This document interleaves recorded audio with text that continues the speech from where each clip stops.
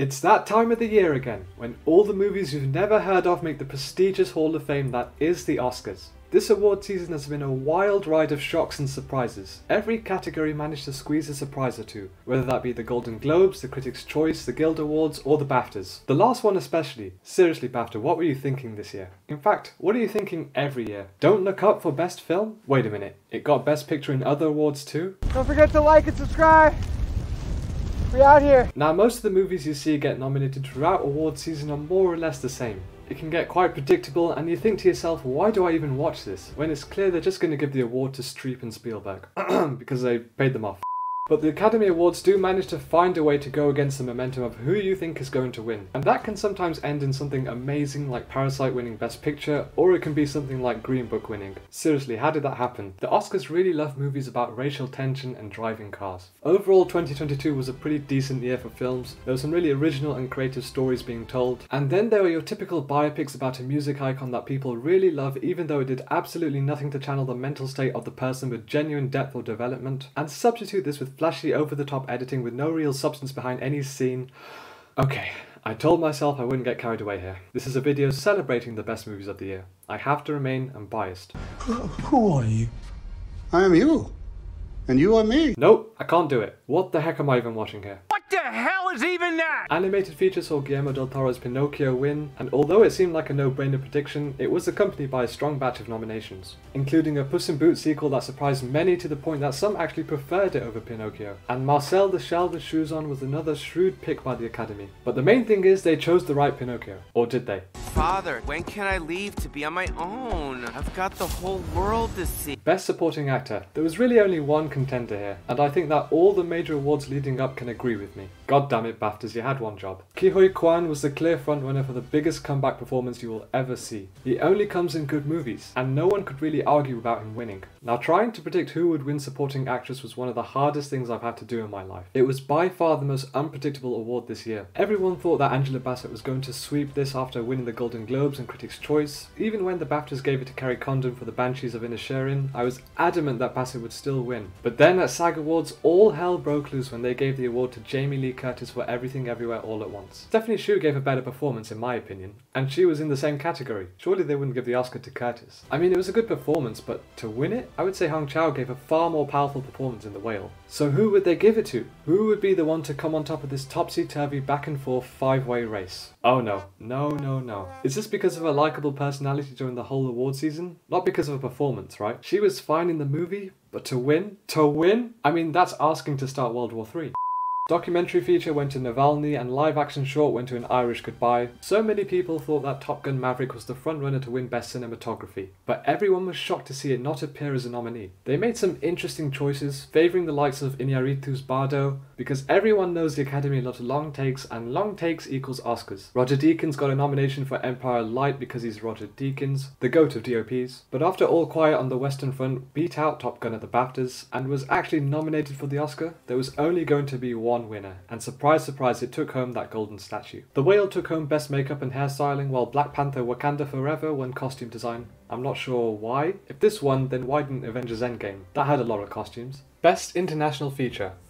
I wonder who could win here. Could it be the only film that was nominated for Best Picture? No, it couldn't be that obvious. It was. All Quiet won. To be fair, the nominations in this category were also quite solid, and actually quite surprising that a film like Close or The Quiet Girl were never in the conversation for Best Picture. Animated short went to The Boy, The Mole, The Fox and the Horse. A questionable win to say the least. Production design and original score went to All Quiet. Many people thought Babylon had a shot here, but I guess All Quiet had the momentum for this one. Visual effects saw Avatar: The Way of Water take home its mandatory Oscar. I mean, who else was going to win this? Moving on to the screenplay categories. Starting with adapted. Well, this was an interesting one. There was no clear winner, absolutely no way of knowing who could win this, and whoever would come out the winner would surely disappoint someone. Because it wasn't exactly a category of exciting nominees. It was pretty much what you would expect. A nomination for the BAFTA-loving German film All Quiet on the Western Front was a strong nominee that had a good chance of winning. There was also a strong nomination for Women Talking by Sarah Polley, which also had a good shot. Top Gun Maverick was a hugely surprising nomination in my opinion, beating out more accustomed favourites such as The Whale and She Said. Glass Onion, the sequel to Knives Out, which is also nominated for Original Screenplay back in 2020, received an Adapted Screenplay nomination to once again acknowledge Rian Johnson's sharp and witty writing. And the final nomination was Living, written by acclaimed British-Japanese author and screenwriter Kazuo Ishiguro. It's a British film based on the Japanese film Ikaru, which is based on a Russian book by Russian author Leo Tolstoy. 3 of the nominees, All Quiet, Top Gun, and Women Talking, were the Best Picture nominees, which generally means they have a far better chance of winning. But let's be honest, no one was particularly raving about the riveting dialogue of Top Gun Maverick, and the award ended up in the hands of Women Talking. Its only win on the night, but a deserved win nonetheless. Original Screenplay was a far more exciting list of nominees compared to the adapted, most likely because the movies were just better in general. The Banshees of Inisherin saw Martin McDonagh receive his 3rd nomination in the category for a film that once again showcases his dark humour and tragic characters as notable strengths in his movies. Everything Everywhere won over the critics and the audiences with a film that earned a staggering 11 nominations, the most of the ceremony. And of course it would receive a screenplay nomination for the year's most original film. Steven Spielberg's The Fabelmans was amongst the nominees, as well as Todd Field's impressive psychological drama Tar. And the final nomination was one that had garnered significant buzz since it won the main prize at Cannes, Triangle of Sadness. Although Tar was a very engrossing script, I don't think the momentum was ever in its favour.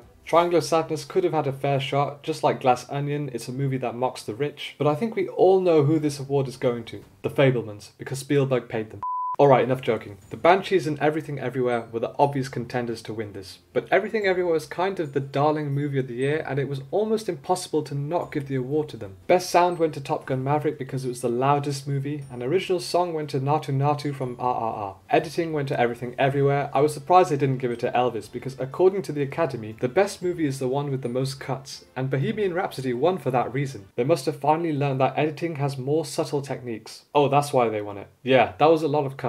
Now, Best Director. Many people feared that Spielberg would take this award after his Golden Globe win. And when I say feared, I mean that people were genuinely scared he would win. But things changed after that. When the Daniels started sweeping the rest of the awards, god damn it BAFTA, stop making this about you. So yeah, the Daniels won, deservedly. Who knew they would go from doing the Turn Down for What music video to sweeping the Oscars 10 years later. Now moving on to lead actors, starting with Best Actor. There weren't too many complaints with the nomination list. Many were extremely happy to see Paul Mescal's nomination for Aftersun, a movie that won the hearts of many, even though this was the movie's only nomination. Bill Nighy also gave a great performance in Living, which earned him his first Oscar nomination for acting at the age of 73. A surprise considering his impressive filmography, but the race for Best Actor was down to 3, which you don't see often, and behind Supporting Actress category, this was definitely up there as one of the more entertaining contests. It was so difficult to tell who was going to take that golden statue. Was it going to be Colin Farrell for his melancholic and darkly witty performance as Pádraic in Banshees? Or would it go to Austin Butler, the only good thing to come out of this Bohemian Rhapsody biopic that was Elvis? Or would it go to the actor who was considered a shoo-in to win, but then wasn't winning and then lost steam because of the movie's reception, but then gained momentum once more? Would it go to Brendan Fraser, whose career had experienced an emotional ride of suffering and success, one that had seen him win over the hearts of audiences simply because he was in a bunch of bad films over the last 10 years? After giving the award to a crazy psychopath last year, I think it was fitting that they would give it to someone who wouldn't create a scene, but instead act completely normal, which is any actor in the entire world. When Colin Farrell and Austin Butler won the Golden Globes, many thought the race would be between the two, but then Fraser won the Critics' Choice and the award was wide open once more. When the BAFTAs came around the corner, I was certain it would either go to Fraser or Farrell. I wouldn't have been surprised if they gave it to Farrell, since the British love giving awards to movies from their country. Yes, The Banshees of Inisherin is a British film even though it's set in Ireland with Irish actors, but typical BAFTA decided to be a hero and give the award to Butler. It made sense since they gave the award to Rami Malek for Bohemian Rhapsody. I guess the UK are suckers for music biopics. And there's this whole stunt surrounding Austin Butler's voice. Apparently it was different before shooting Elvis, but after channeling the role so intensely, he can't seem to get rid of the Elvis accent. I think there's a lot less of it now.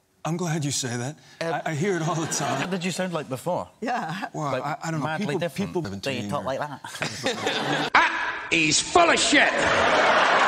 I mean, the movie's last day of filming was back in March 2021. His vocal cords being affected are plausible, but the fact that he just so happens to carry the accent during Cannes, The premiere and the award season is questionable. Questionable to the point where some may call it a publicity stunt to boost a certain amount of votes, but for me, if I speak, I am in big trouble. Best Actor went to Brendan Fraser. It was an emotionally driven performance backed by an emotional acceptance speech. Sure, it confirms that playing roles in which you're physically transformed wins you the Oscar, but there's no denying his great performance. Best Actress saw a head-to-head race between Cate Blanchett and Michelle Yeoh. It looked as though Blanchett was going to sweep every award ceremony, but the Actors Guild decided to break the chain of existence, shattering all odds and multiverses out of the window when they gave the award to Michelle. And it opened up the Best Actress award to a suspenseful tea, one that left many people split between whose name would be read out from that old, trustworthy red envelope. La La Land. Moonlight, you guys won Best Picture.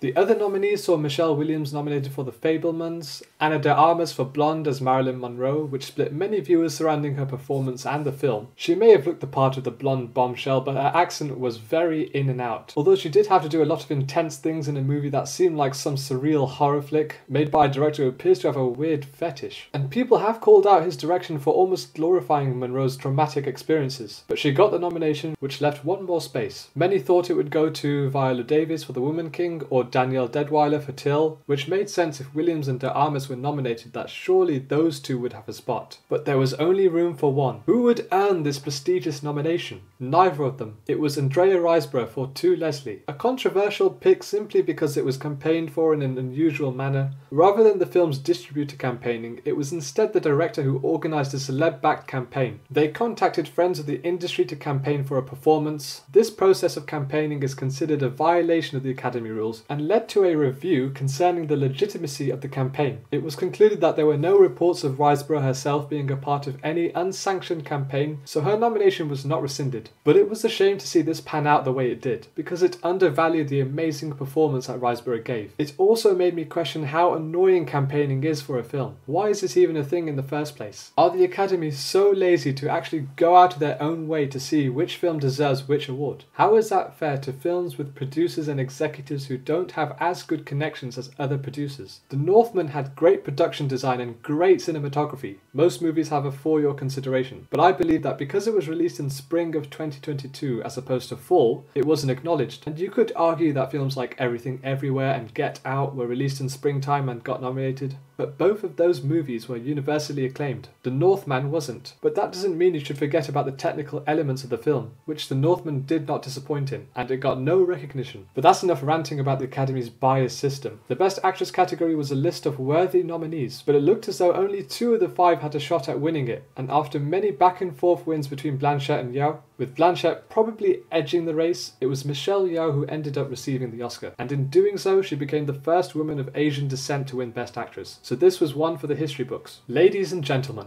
I've kept you waiting this long, but now it's time for the grand finale, the big hitter, the one that really matters. Documentary short subject. Congratulations to The Elephant Whisperers. Oh yeah, and Best Picture. They'll probably give it to the one that the audience cheered for the loudest when the nominees were read out. There were 3 movies that had a shot at winning this: The Banshees, All Quiet, and Everything Everywhere. It looked as though Banshees was going to run away with it following its success at the Globes, before Everything Everywhere started to sweep, making it a stronger favourite. And it seemed it would be a heavyweight battle between The Banshees and Everything, but of course the BAFTAs had to have their say when they gave Best Film to All Quiet. I don't think Avatar ever had a chance. If a blockbuster movie was in the run to win Best Picture, Top Gun Maverick would be the more likely. But a blockbuster movie very rarely wins. I mean, I say that when Titanic won, which was by James Cameron, who directed Avatar, so I may live to regret my choice of word. Nope, the winner was Everything Everywhere All at Once. I never doubted myself. Like I said before, this is a movie that was loved by everyone. If it didn't win, I mean, you're asking for World War III to... But that's the Oscars pretty much boiled down. There were shocks, surprises, well actually not that many, but at least the film you loved won an award. Unless you went all in on Banshees of Inisherin, then commiserations to you. This was a night of redemption, a collective cast of career comebacks, a very inspiring night reminding people not to give up. So here's to next year, hoping to witness more special moments when we see Super Mario Bros. Take home Best Picture.